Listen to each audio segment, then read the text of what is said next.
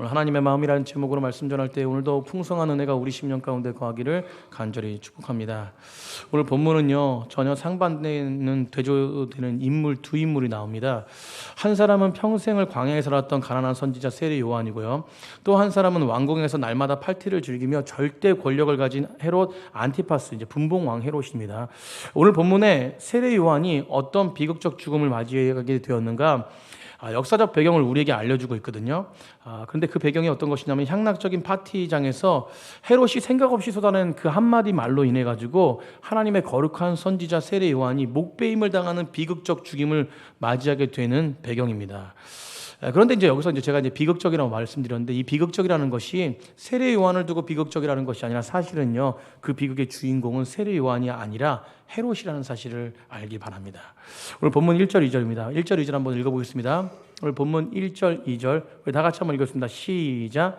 그때 분봉왕 헤롯이 예수의 소문을 듣고, 2절입니다. 시작. 그 신하들에게 이르되 이는 새 요한이라, 그가 죽은 자 가운데서 살아났으니 그러므로 이런 능력이 그 속에서 역사하는도다 하더라. 아멘. 오늘 본문에는요, 세례 요한을 죽인 헤롯이 내면의 갈등이 일어나는, 그리고 내면의 번민과 고통이 있는 이야기로 시작됩니다. 그러니까 예수님의 활동 무대가 어디였습니까? 가버나움이었어요. 가버나움이었는데, 이 가버나움을 영역하고 있는, 이 가버나움 영역을 다스리고 있는 그 왕이 있는데, 그게 누구였냐면 오늘 본문의 분봉왕 헤롯 안티파스였습니다. 어느 날 이 안티파스가 예수라는 한 나사렛 청년의 이야기 소문을 듣게 되는 거예요. 오늘 그래서 1절에 그렇게 말합니다. 예수라는 청년의 엄청난 기적을 행한다는 소문을 듣고 나서 그 들은 후에 헤롯이 저 예수라는 사람이 내가 이 과거에 죽였던 세례 요한이 환생한 존재라고 생각하면서 끊임없이 자기 신하들한테 지금 이야기하고 있는 거예요. 혹시 이 예수가 예전에 과거에 내가 죽였던 이 세례 요한 아니냐, 그런 것 같다라고 하면서 신하들에게 계속 이야기하는 거예요. 왜 지금 이 이야기를 왜 하는 걸까요? 이야기를 왜 하냐면, 사실은 그 마음 가운데 세례 요한을 죽인 그런 어떤 죄성의 두려움이, 죄책감이 작동하고 있기 때문에 그렇습니다. 과거에 자신이 지은 죄가 얼마나 큰 것인지, 그래서 마음 가운데 그 죄가 거머리처럼 그 양심에 달라붙어 가지고요, 어떤 사건이 부딪힐 때마다 그것이 그 양심을 고발하는 것이에요. 어떤 사건이요? 그 죽임의 사건이. 여러분, 그러므로 오늘은 왜 헤롯이 지금 같은 내면의 고통과 불안을 경험하고 있는가, 그 과거적 사건을 추적해서 들어가고 있는 본문이 바로 오늘 본문이에요. 왜 지금 헤롯이 괴로워하고 있을까? 그래서 과거를 회상하면서 오늘 본문의 내용이 나오는데, 오늘 우리 본문은요, 두 갈림길을 대조하는 두 인물이 있습니다. 인물. 한 사람은 전심으로 예수님을 따랐던 누굽니까? 세례 요한이에요. 또 한 사람은 갈라진 두 마음 속에서 갈등함을 변민했던 헤롯의 모습이 이 오늘 본문에서 나타납니다.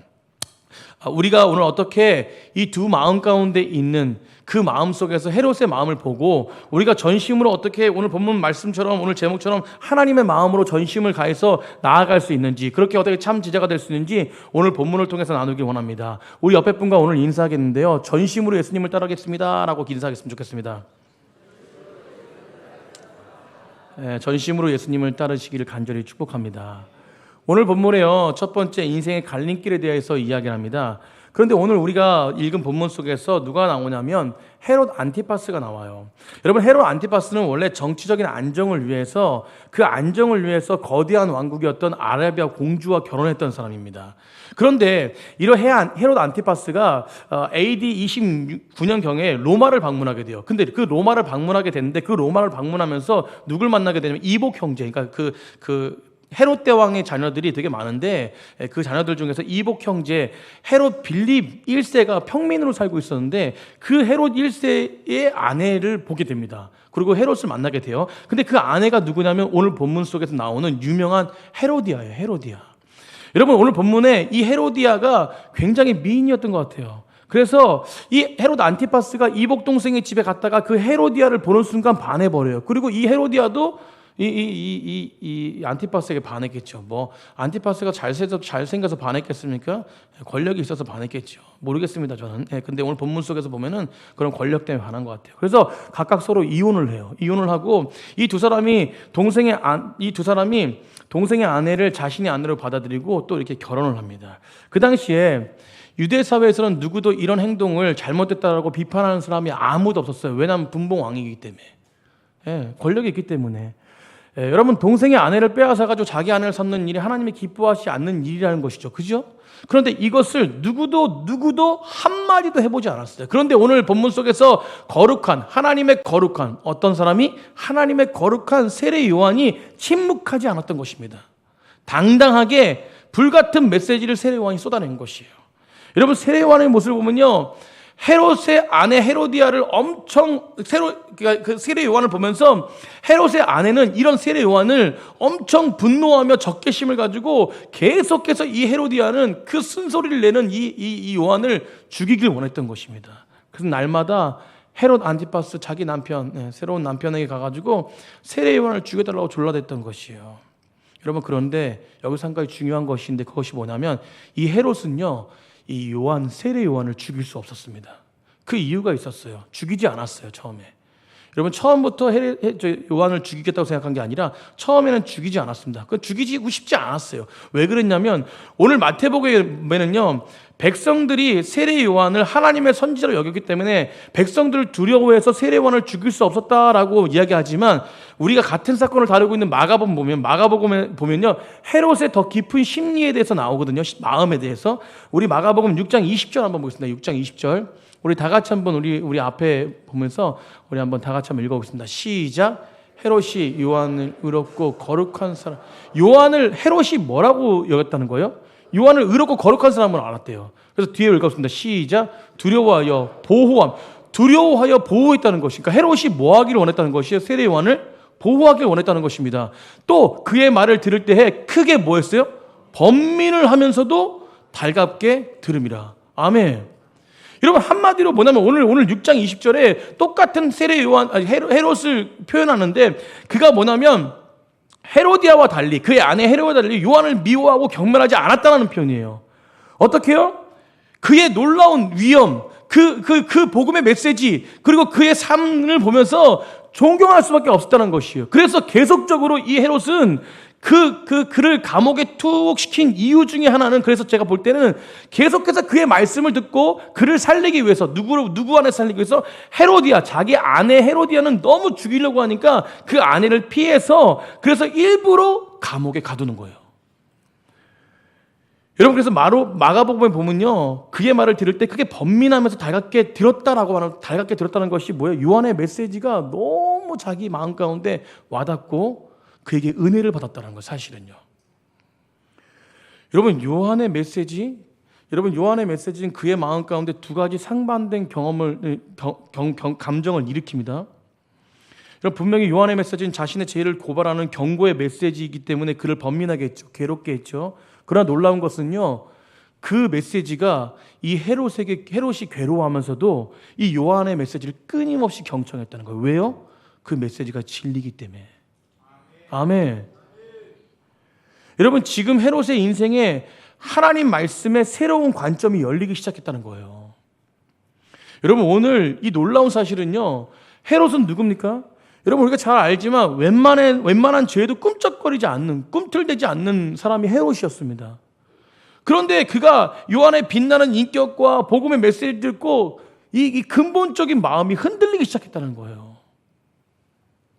여러분 여기서 번민했다는 것은 갈림길에 서 있는데 어디로 갈지 갈팡질팡하는 인간의 두 마음을 표현하고 있는 것입니다.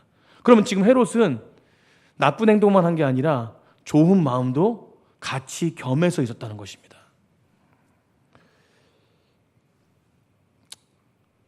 어쩌면 저는요 이 헤롯의 마음을 보면서 사실은 우리의 모습이 이 모습 아닌가 생각합니다. 여러분 우리가 이 땅을 살아가면서요 두 마음이 있을 때가 많지 않습니까?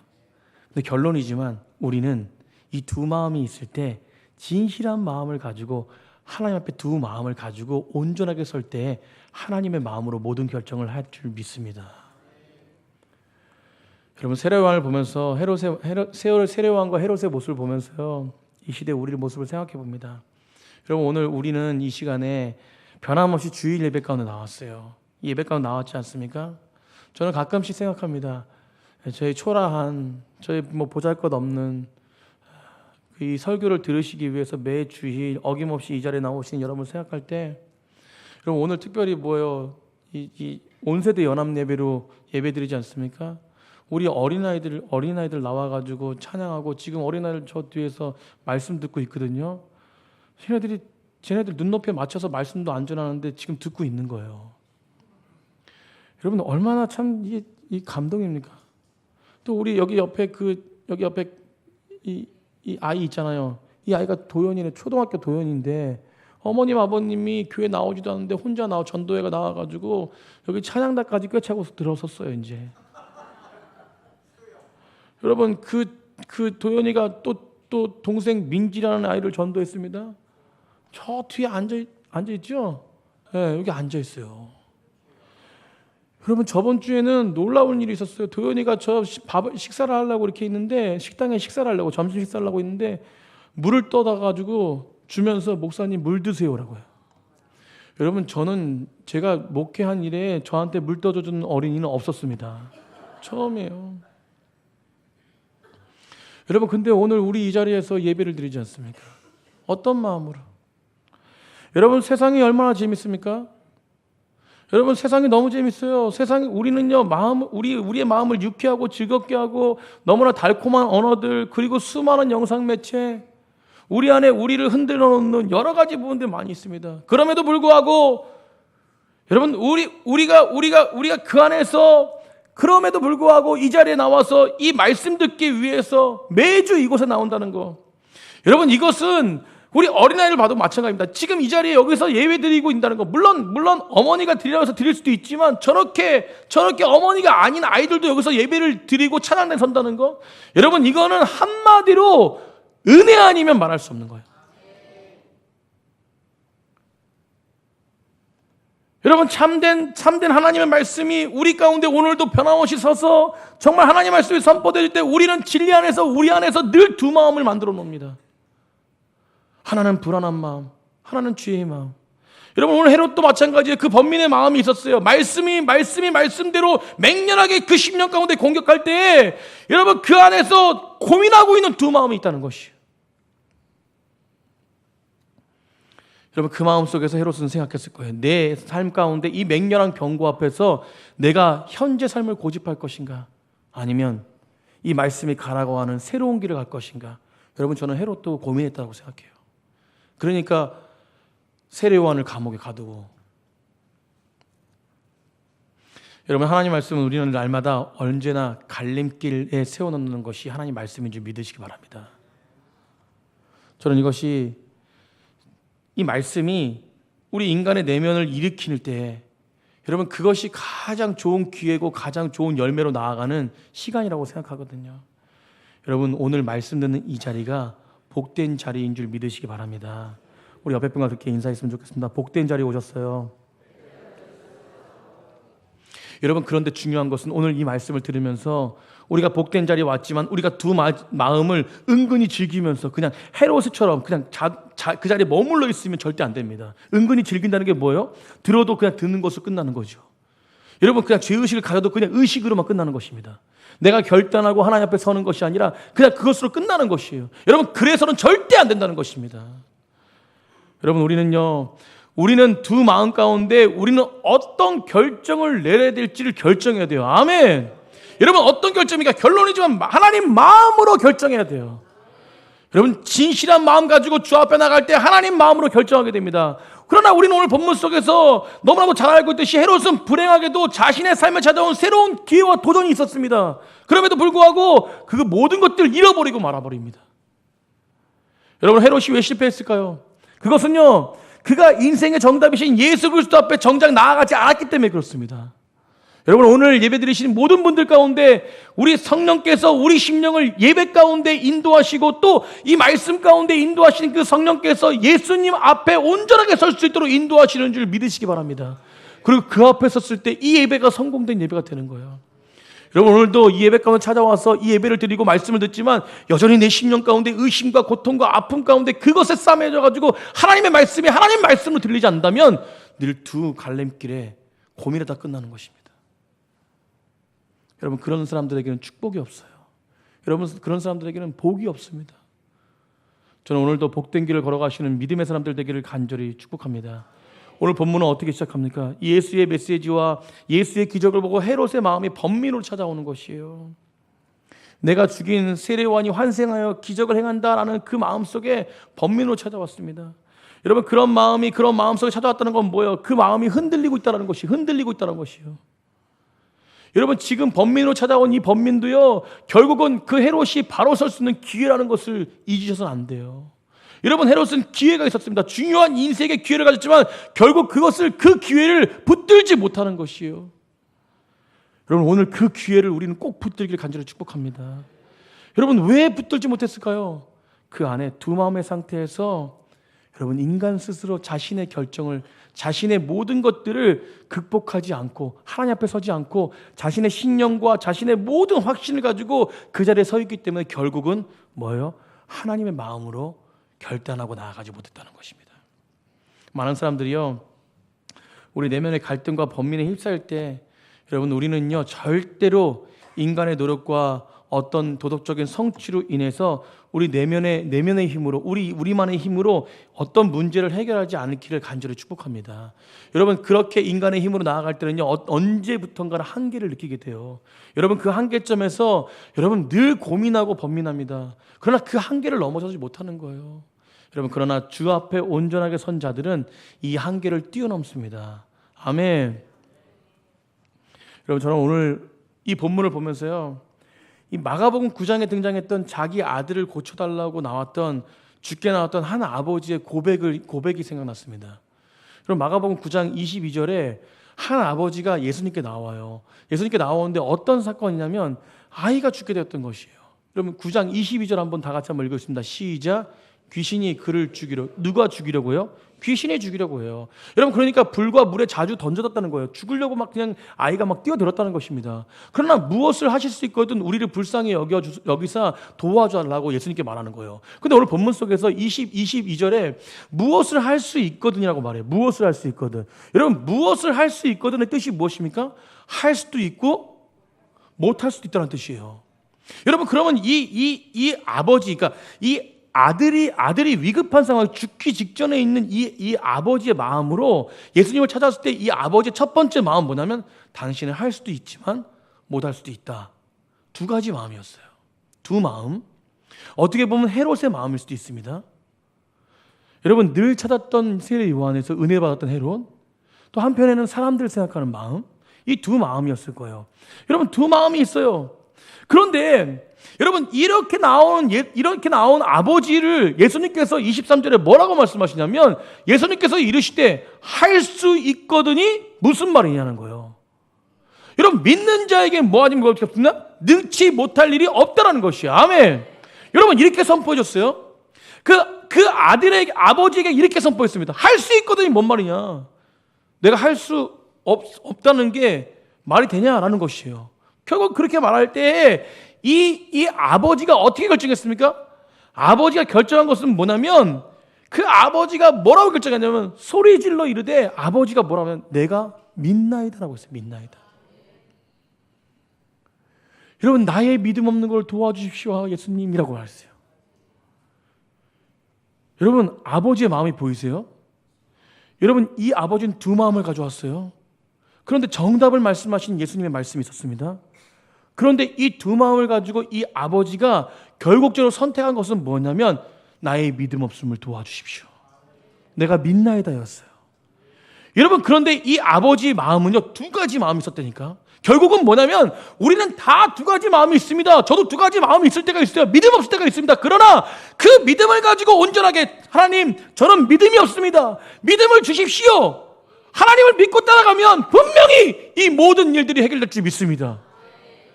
여러분, 그렇게 나아가면요, 하나님은 정답으로 우리를 신실하게 인도하십니다. 여러분, 제가 1월 달에 수술하지 않습니까? 제가 계속 말씀드리는 이유가 있어요. 수술때에 오르지만 저는 의사의 손길을 통해서 하나님이 역사하실 것을 믿습니다. 그러나 제 한편에는 무엇입니까? 또 하나의 마음은 무엇이냐면 하나님이 강력하게 치료할 것을 믿는다는 거예요. 여러분, 이 마음이 있어요. 여러분, 그런데 제가 하나님이 강력하게 치료할 것을 믿습니다. 믿음을 가지고 나아가지만 그러나 또 누구를 하나님이 또 열어주신 의사의 손길을 의지하는 것이 이 두 마음이에요. 그런데 저는요, 이 두 마음 가지고 가지만 결국 첫 번째 마음은 뭐냐면 하나님이 치료할 줄 믿습니다. 아멘. 여러분, 하나님이 치료할 줄 믿습니다. 저를 위해서 그래 더 기도해 주셔야 돼요. 하나님, 우리 담임 목사님 하나님이 치료해 주십시오. 여러분, 아멘이 작아지는데 여러분, 하나님 치료해 주십시오. 아멘. 여러분, 저는 믿습니다. 여러분, 이 아버지가 그 아들의 고침을 받고 놀라운 해피엔드로 끝나는 이유는 헤롯처럼 갈림길에서 갈팡질팡하지 않았어요. 여러분, 두 마음이 있지만 그 마음을 가지고 믿음으로 나아갔습니다. 믿음으로.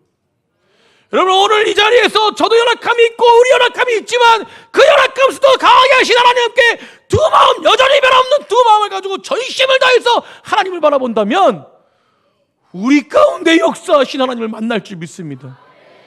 여러분, 그 하나님을 만나야 돼요. 그 하나님 가운데 나아가야 됩니다. 여러분, 예수님은요, 이 아버지에게 강렬한 확신과 흔들리지 않는 그 믿음을 원하지 않으셨어요. 그냥 너의 모습 그대로, 너의 모습 그대로, 우리 다들 너의 모습 그대로, 너의 모습 그대로 나오는 거예요. 여러분, 오늘 우리에게 강력한 믿음을 원하지 않으십니다. 아니, 그냥 내 모습 있는 모습, 내 모습 이대로 사랑하시네. 여러분, 하나님은 우리 모습 이대로 사랑하시는 분이세요. 그냥 여러분, 믿음이 있고 없고가 백지장 차이지 않습니까? 여러분, 그냥 내 모습 그대로 주님 앞에 나아가면 하나님이 언젠가는 그 모습을 받아주십니다. 사랑하는 성도님들, 두 마음으로 흔들릴 때가 있습니다. 인생에 위기가 있고 고통이 있고 범죄와 실수와 영적 침체에 빠질 때가 있어요. 그러나 우리는 그때 그 실패를 갖다가 나를 정죄하는 것이 아니라 그 모습 그대로, 그 모습 그대로 주님께 나아가는 거예요. 하나님, 나를 용서해 주십시오. 하나님, 나 연약함을 붙잡아 주십시오. 아멘.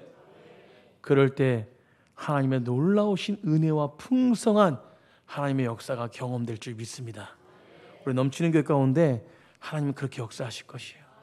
오늘도 그렇게 나아가고 믿음 가운데 나아가시는 분들 가운데 하나님은 역사하실 것입니다. 여러분, 그렇다면 오늘 헤롯의 결론이에요.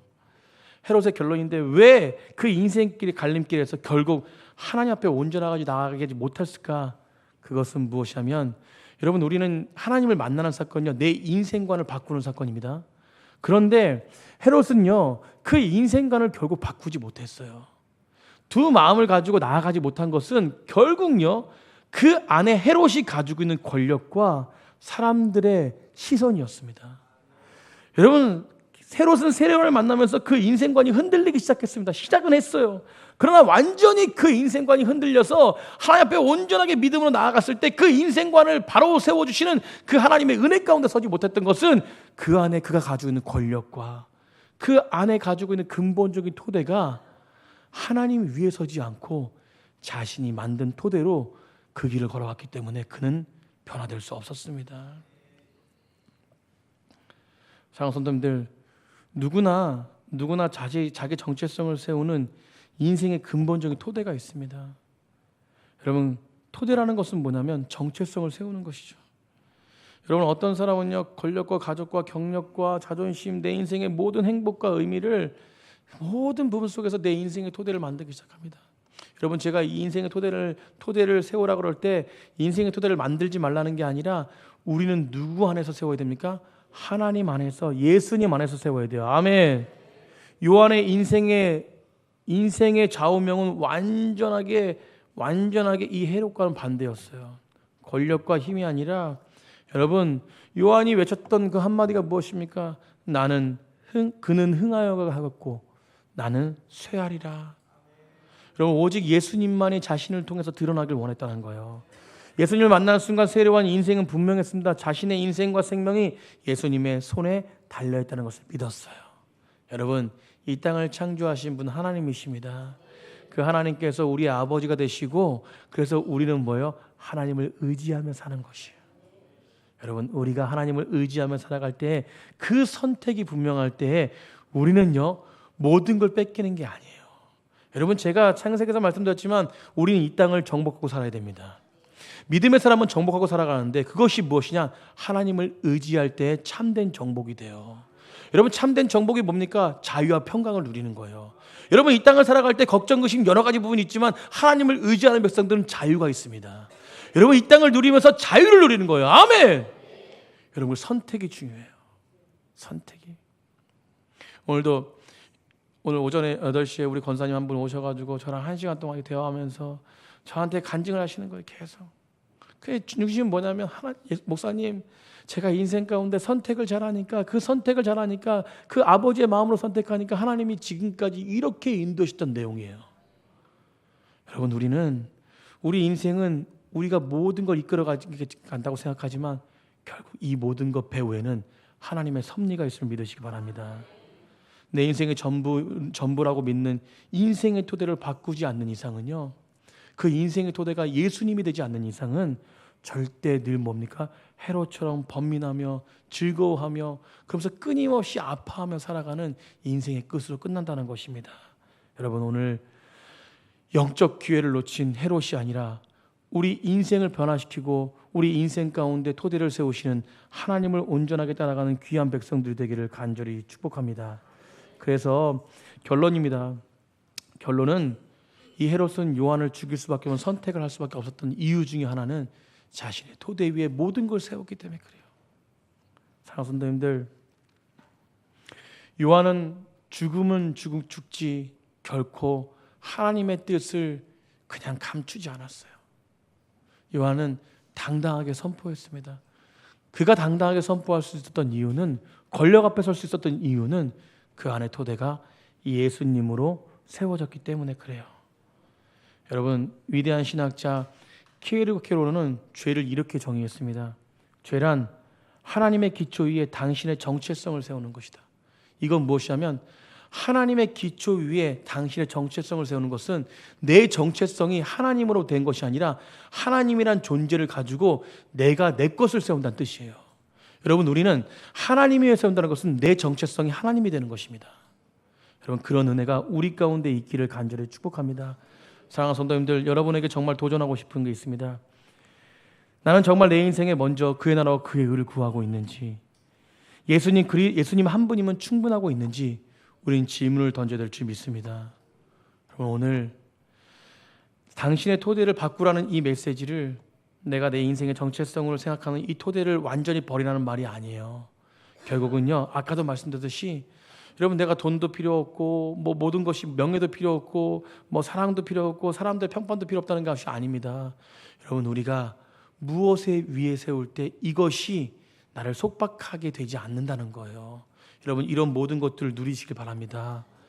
재정도 풍부하게 누리시고요, 명예도 누리세요. 사랑도 누리시고 사람들의 평판도 좋은 평판을 받으십시오. 그런데 이런 것에 속박돼 사는 것이 아니라 우리 인생이 하나님의 정체성 앞에 온전하게 서서 늘 두 마음 가운데 변함없이 그 마음을 가지고 온전하게 주 앞에 나아가 하나님의 마음을 품고 모든 결정이 하나님이 원하시는 뜻대로 결정해서 진정한 자유와 평강을 누리며 이 땅을 살아가는 귀한 백성들이 되기를 간절히 축복합니다. 여러분, 이 땅은 끊임없이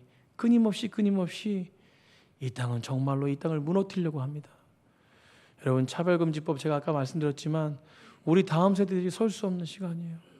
여러분, 저희까지는 살 수 있어요. 그래도 어떻게 해서라도 살 수 있습니다. 그런데 우리 다음 세대는 이 차별금지법이 통과되면요, 절대 살 수 없습니다. 여러분, 우리나라가 마지막이에요. 여러분, 캐나다나 여러 나라들은요, 지금 유럽 나라들은 다 무너져가지고 한국만큼은 이걸 지키길 원한다라고 지금 엄청난 기도를 하고 있습니다. 한국 땅에. 여러분, 저희들 정말로 정체성이 분명해야 돼요. 아멘. 여러분, 거짓된 욕망 가운데 그 욕망을 내려놓고 오직 주님만 바라보며 선한 길 속에서 결정하는 귀한 백성들 되길 간절히 축복합니다. 그래서 저는 나가서 막 이렇게 이렇게 외치고 이런 거 별로 좋아하지 않지만, 정말 10월 27일은 결국 하나님 안에서 외쳐야 될 걸 외치는 날이에요. 여러분, 그 안에 하나님의 역사를 외치지만 결국 그 안에서 10월 27일은 무엇을 하냐면 하나님 앞에 예배를 드리는 날입니다. 여러분, 이 예배 가운데 풍성함이 있기를 다 같이 기도했으면 좋겠고, 또 오늘 말씀처럼 두 가지 마음속에서 분명한 정체성으로 하나님만 바라보는 믿음의 사람들이 되기를 간절히 축복합니다.